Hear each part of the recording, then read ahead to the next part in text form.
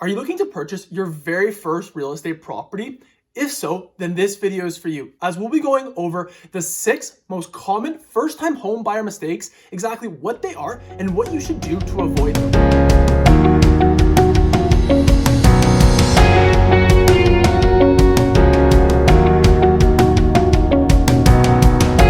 Buying your first home is an extremely exciting and memorable time in your life, but it is also overwhelming and a complex process. So it's no wonder why so many first-time home buyers make a bunch of mistakes. That is why it is crucial you understand what those mistakes are, so not only so it can save you thousands of dollars, but also a bunch of headaches in the process. And as the great Warren Buffett was once quoted, it's good to learn from your own mistakes, but even better to learn from other people's mistakes. And that's exactly what we'll be doing in this video.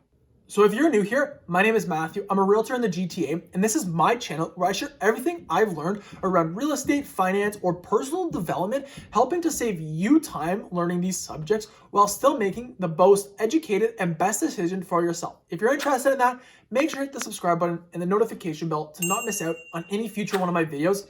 And if you enjoyed this video, make sure to smash the like button, as it would really help me out with the YouTube algorithm.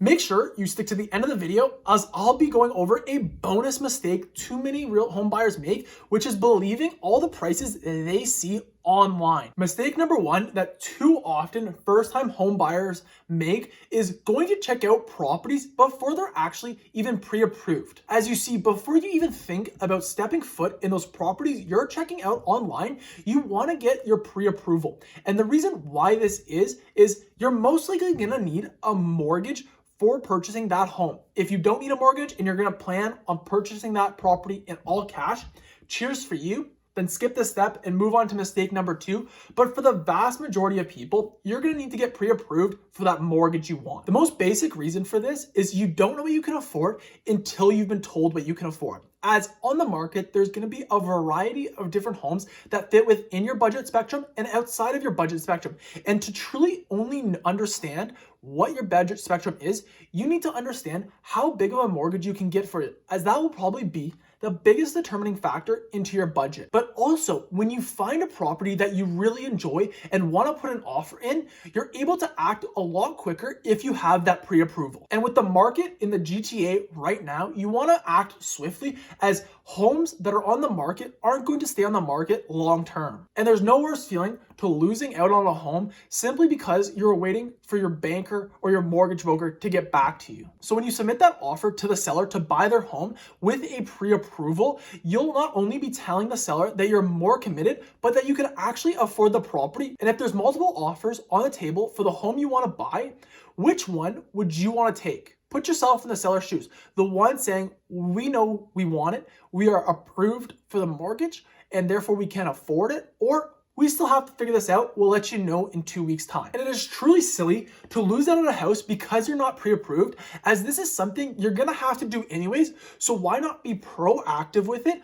Understand and use your time more effectively rather than lose houses and lag behind the competition. Mistake number 2 that all too often first-time homebuyers make is trying to time the market. And to be honest, I don't blame them, because of all the noise that comes from the news of, oh, the real estate market's gonna crash. The real estate market is too high, it's gonna crash. Well, unfortunately, people have been saying this since the beginning of time, and they will continue to say it until the end of time. But real estate isn't about timing the market, it's about time in the market. And to be perfectly frank, you shouldn't be buying a home based on the market skyrocketing or crashing. Instead, you should be buying a home when it's the smart financial decision for yourself. So let's take the GTA, for example, and see how well it's fared for people trying to time the market. Man, have you seen these prices? They're astronomical compared to 2008. I'm never going to be buying a house in this market. I'm going to wait for it to crash.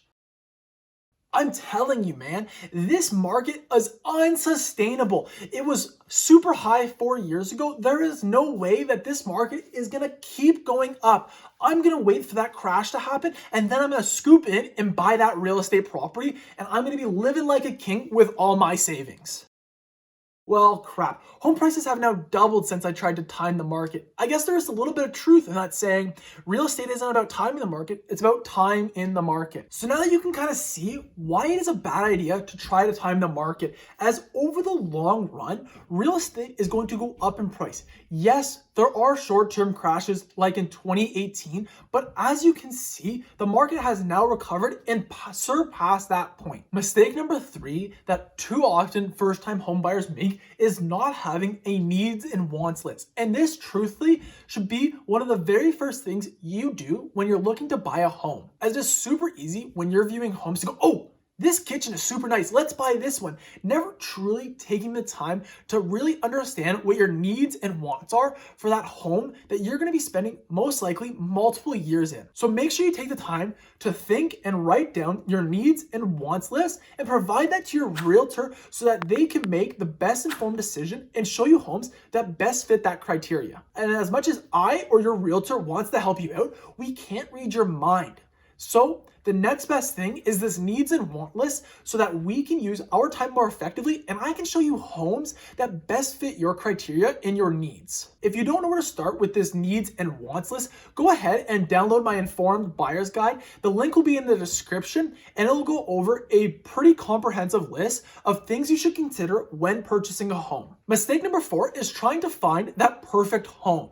So now that you've completed your needs and wants list, you're gonna start looking for homes. And while there's gonna be a lot of homes that cover a lot of these needs and wants lists, no home is perfect. And if you spend the time looking for the perfect home, there will never be one that will come and match everything you need. What you need to be looking at instead is the best home on the market that fits within your criteria. Because remember, the reason why you're buying a home is to improve your lifestyle. And sitting around waiting for that perfect home to appear, does that improve your lifestyle? No, of course it doesn't. So find the home that best fits your criteria and make it perfect yourself. Mistake number 5 that all too often first-time homebuyers make, and that's because they're simply unaware, is not understanding all the financial requirements and expenses that are needed. As buying a home is one of the biggest financial commitments you're going to be making in your life. And on top of that, there is a variety of expenses that have to happen in order for the transaction to close and in order for you to protect your behind. And if you're unaware of these costs,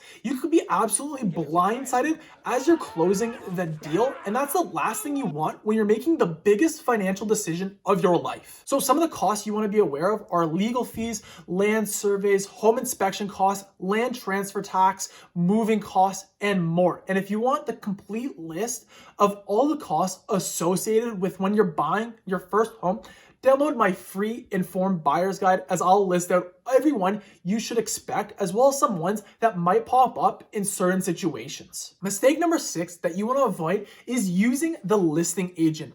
And while maybe you could get a better deal, more oftentimes than not, you actually aren't going to get a better deal. And the reason why this is the listing agent's primary objective towards the sellers is selling the home for the most amount of money possible. And if you use the listing agent to help you buy that home, this listing agent is going to double end of the deal and basically get double commissions. And while yes, they have the option to reduce the commission, and if you are going to move forward with the listing agent, look to maybe negotiate something there. However, what I would recommend instead is have your own buyer's agent that is going to serve your best interests, as this buyer's agent is going to be focused on getting you the cheapest deal possible for that home. So if you're going to move forward looking for a buyer's agent, make sure you take the time to find a real estate professional that has the experience and will get you the desired results that you want. As unfortunately, not all realtors are created equal. You want someone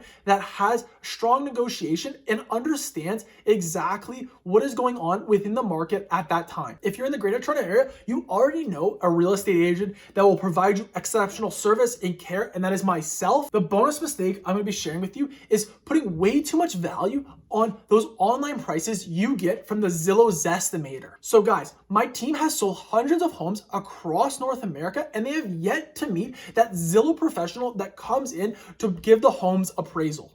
And the reason why that is because there actually is no one that exists that does it. Whether it's from Zillow or other websites, it is all done through a pure algorithm. So ask yourself, can you determine a price without actually ever stepping foot into a home? My answer would be no. And even for that matter, Zillow's CEO also admits that Zillow's estimates are inaccurate. And in fact, when he went to go sell his home sold for 40% less than the Zillow's estimate. So that's just something you want to keep in mind when you're looking at all those home prices online. So there you guys have it. Those are the 6 most common home buyer mistakes I see all too often, first-time home buyers' mistakes. And hopefully you can do exactly what Warren Buffett says you should do and not learn from mistakes that you make yourself, but rather learn from mistakes that people have already made ahead of you. And if you think that this video has helped you do that, make sure to smash the like button, as it would greatly help me out with the YouTube algorithm. Also, make sure to subscribe for any future content around real estate, finance, or personal development,